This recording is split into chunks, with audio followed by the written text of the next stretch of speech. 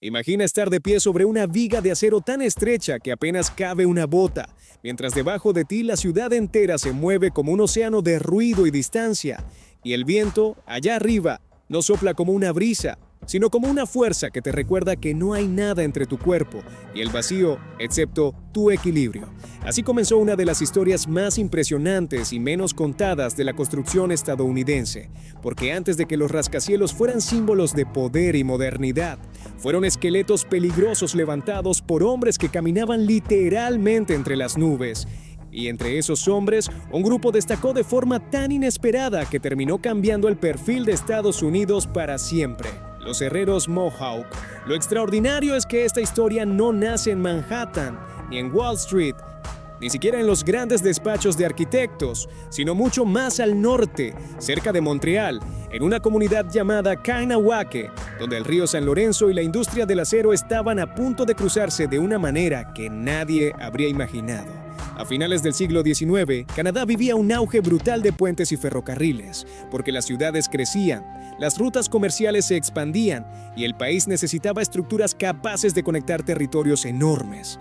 Empresas como Dominion Bridge Company se enfrentaban a un desafío constante: levantar marcos de acero gigantescos sobre agua, bosques y barrancos, con una velocidad que dejaba poco margen para la improvisación. El trabajo era duro, técnico y peligroso, porque el acero no perdona errores, y las alturas tampoco. Fue en ese contexto donde los contratistas comenzaron a contratar hombres Mohawk de Kahnawake, al principio para tareas consideradas simples, como descargar materiales, mover herramientas o transportar piezas. Nadie estaba pensando todavía en una tradición legendaria, porque en ese momento eran trabajadores más dentro de un sistema industrial que devoraba manos y tiempo. Pero entonces ocurrió algo que sorprendió incluso a los supervisores más experimentados. Mientras las estructuras de los puentes crecían, algunos capataces notaron que los trabajadores Mohawk no se comportaban como el resto, porque mientras otros avanzaban con cautela extrema sobre las vigas, ellos subían, cruzaban y se movían con una seguridad casi instintiva, como si el acero elevado no fuera un lugar extraño, sino un terreno natural. Algunos testimonios posteriores mencionan que era imposible mantenerlos abajo, porque no parecían tener el mismo miedo paralizante a las alturas que muchos otros obreros. Eso no significa que fueran inmunes al peligro, porque nadie lo era, sino que tenían una confianza física y mental que llamó la atención de inmediato. Dominion Bridge reaccionó como reaccionan las industrias cuando descubren una ventaja inesperada. Comenzaron a entrenarlos en trabajos especializados, especialmente en el arte del remachado, una tarea esencial para unir las piezas de acero con precisión.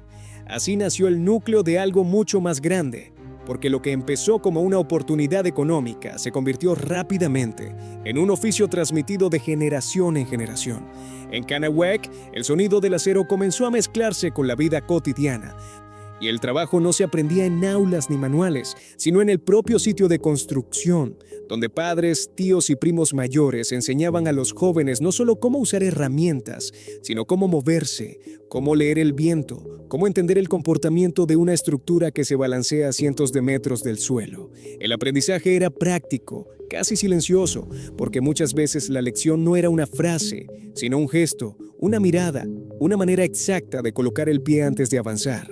Y con el tiempo, esa red familiar se convirtió en un sistema de formación natural, donde el oficio era también identidad, orgullo y supervivencia. Lo fascinante es que esto no fue un mito romántico ni un destino escrito, sino una respuesta directa a la economía industrial, porque los proyectos de acero ofrecían un ingreso estable.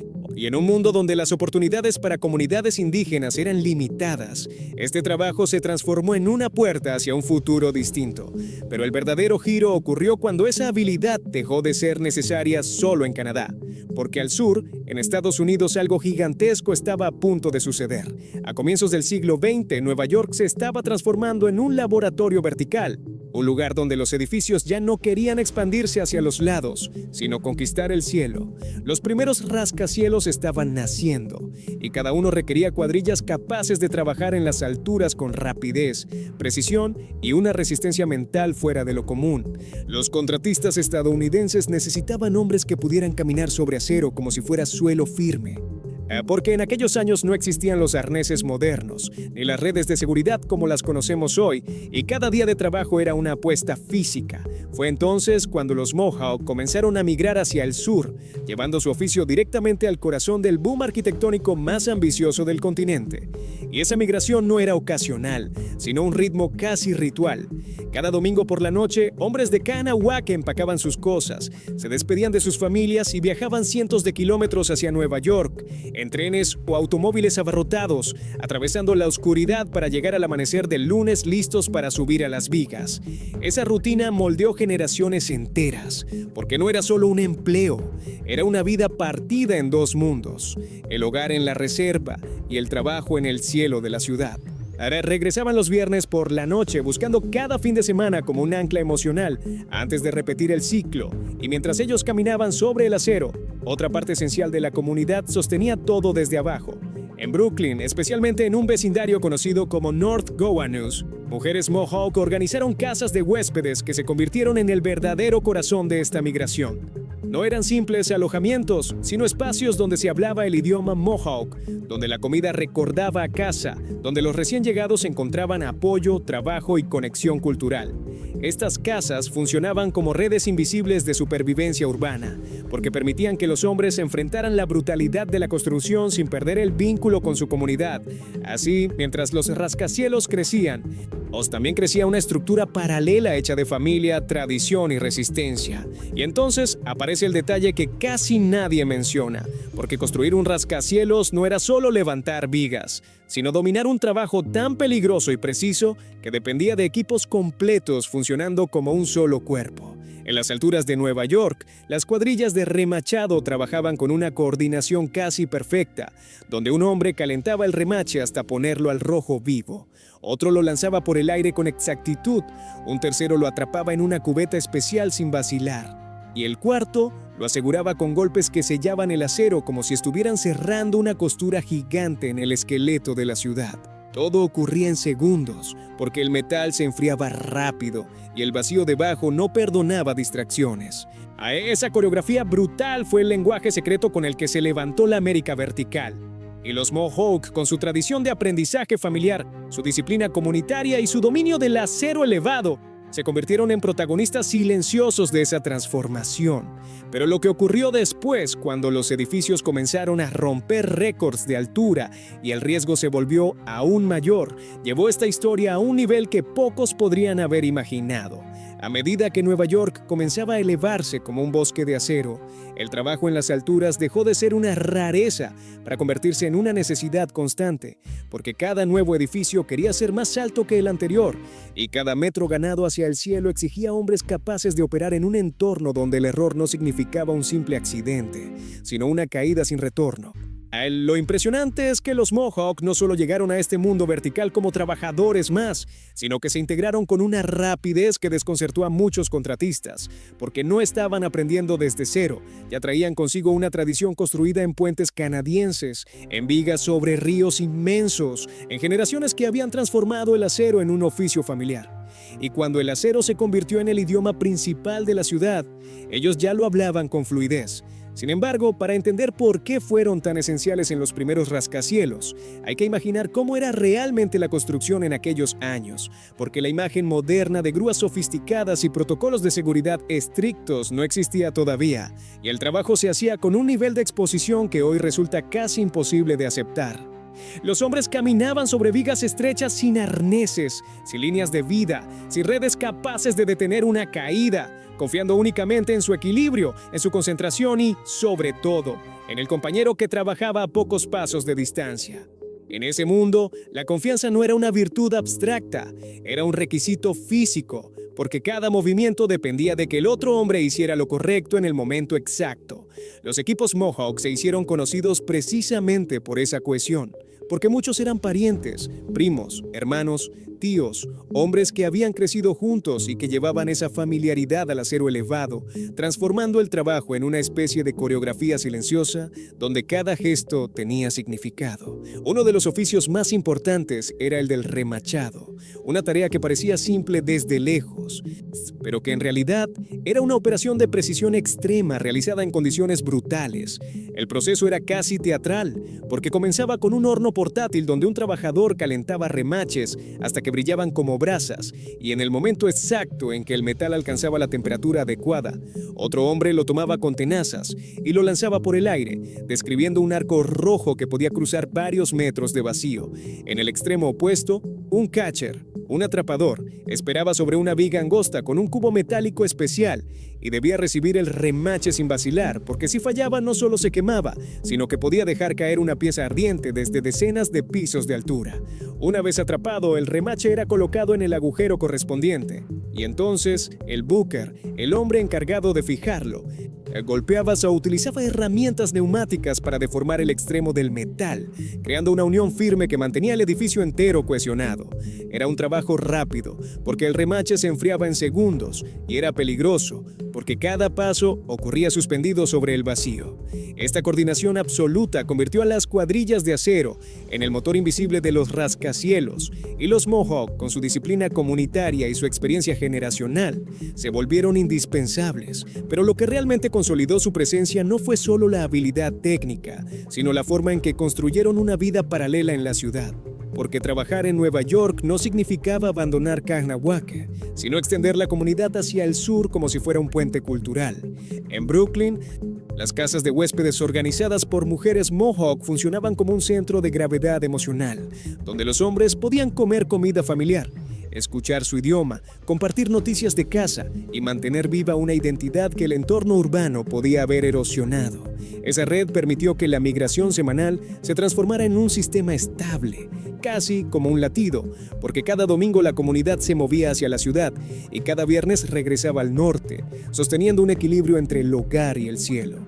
Lo extraordinario es que, con el tiempo, esta presencia Mohawk en el acero elevado se volvió tan constante que algunos llegaron a llamarles Skywalkers, caminantes del cielo, no como un mito romántico, sino como una descripción literal de hombres que pasaban sus días sobre estructuras abiertas, con el viento golpeándoles el rostro mientras la ciudad quedaba reducida a un mapa distante bajo sus pies. Y entonces llegó la era de los proyectos gigantescos, cuando el rascacielos dejó de ser una curiosidad arquitectónica y se convirtió en una carrera por el récord.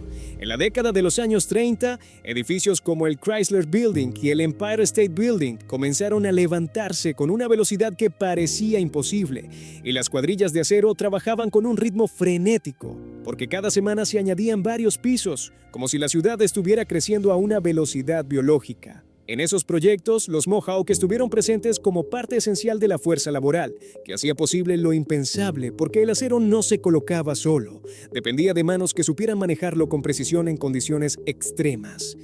Pero detrás de cada hazaña también había un costo, porque el trabajo en altura siempre llevaba consigo la sombra del accidente, y la historia Mohawk no está hecha solo de orgullo, sino también de pérdidas profundas. Uno de los episodios más devastadores ocurrió con el colapso del puente de Quebec en 1907, un desastre donde murieron decenas de trabajadores, incluyendo muchos Mohawk, y la comunidad quedó marcada por un dolor que cambió para siempre, la forma en que las familias se distribuían en los proyectos, porque después de esa tragedia se volvió impensable que demasiados parientes trabajaran juntos en el mismo sitio. Ese detalle revela algo esencial. Incluso en medio de la leyenda del acero, siempre existió una conciencia brutal de lo que estaba en juego. Cada viga era un logro, pero también una amenaza.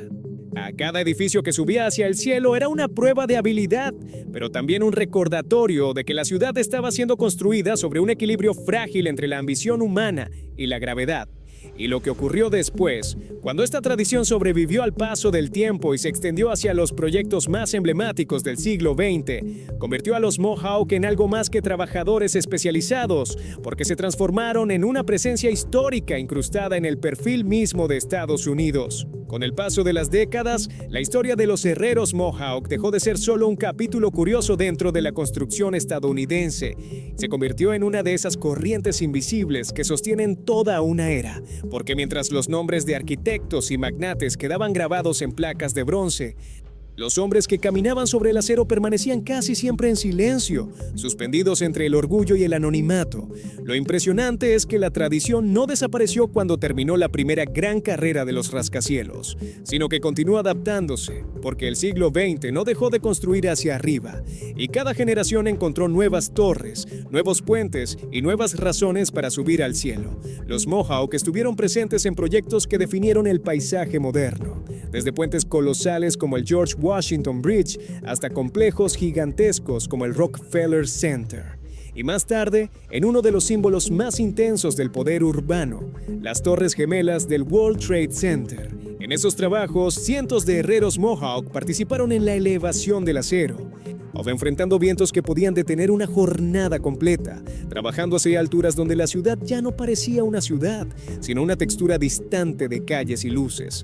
Algunos relatos mencionan cómo los hombres firmaban vigas finales como una especie de ritual silencioso, un recordatorio de que ellos también estaban allí, dejando una marca en un edificio que el mundo entero miraría sin conocer sus nombres. Sin embargo, lo que hace única esta historia no es solo la escala de los proyectos, sino la continuidad cultural que la sostuvo, porque incluso cuando la industria se modernizó, la esencia del oficio siguió transmitiéndose de manera comunitaria, con padres enseñando a hijos, con primos guiando a jóvenes aprendices, con una identidad que se mantenía viva tanto en el acero como en la vida cotidiana.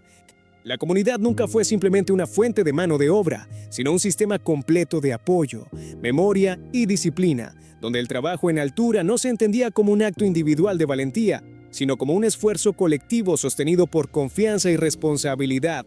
Con el tiempo, las condiciones cambiaron, porque el mundo industrial comenzó a reconocer algo que durante décadas había ignorado, que el progreso no podía seguir exigiendo el mismo precio humano.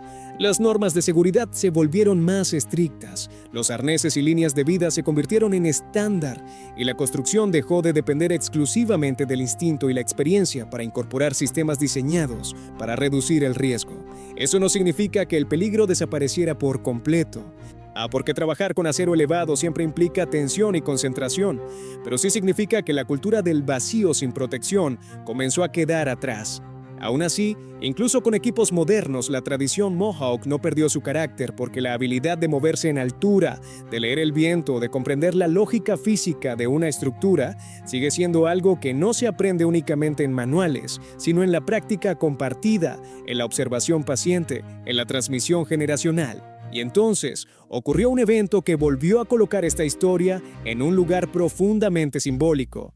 Después de los ataques del 11 de septiembre, cuando el World Trade Center desapareció en humo y ruinas, muchos herreros Mohawk participaron en las labores de limpieza y en la reconstrucción posterior, trabajando en el mismo espacio donde décadas antes habían levantado acero hacia el cielo. Algunos de ellos eran hijos o nietos de hombres que habían trabajado en las torres originales, lo cual convierte esa continuidad en algo casi imposible de ignorar, porque es como si la historia completa del siglo XX estuviera cerrando un círculo en el mismo lugar. Cuando One World Trade Center comenzó a elevarse, los Mohawk volvieron a estar presentes, no como una leyenda distante, sino como trabajadores reales que seguían llevando su oficio al corazón de los proyectos más emblemáticos del país. Ese detalle revela la verdadera dimensión de esta historia. Los rascacielos no son solo edificios, son acumulaciones de vidas, esfuerzos y comunidades enteras que han sostenido la modernidad desde lugares que rara vez aparecen en los libros escolares. Hoy, cientos de herreros Mohawk continúan trabajando en proyectos por toda Norteamérica, y aunque las condiciones han cambiado, el núcleo de la tradición sigue intacto, porque el oficio sigue siendo una mezcla de técnica, confianza y memoria colectiva. Su legado no está únicamente en las vigas que colocaron, sino en la pregunta silenciosa que dejan flotando sobre cada ciudad moderna. ¿Quién construye realmente el futuro? ¿Y por qué tan pocas veces conocemos sus historias? La próxima vez que mires un rascacielos, es posible que lo veas de otra manera, no solo como un símbolo de arquitectura, sino como el resultado de generaciones de hombres que caminaron sobre acero sin red, sostenidos por comunidad, oficio y una valentía que no buscaba fama, sino supervivencia. Porque en el fondo, el skyline de Estados Unidos no es solo una línea de edificios, es una línea de pasos humanos, avanzando sobre vigas estrechas, en silencio, allá arriba, donde el cielo y el acero se encuentran.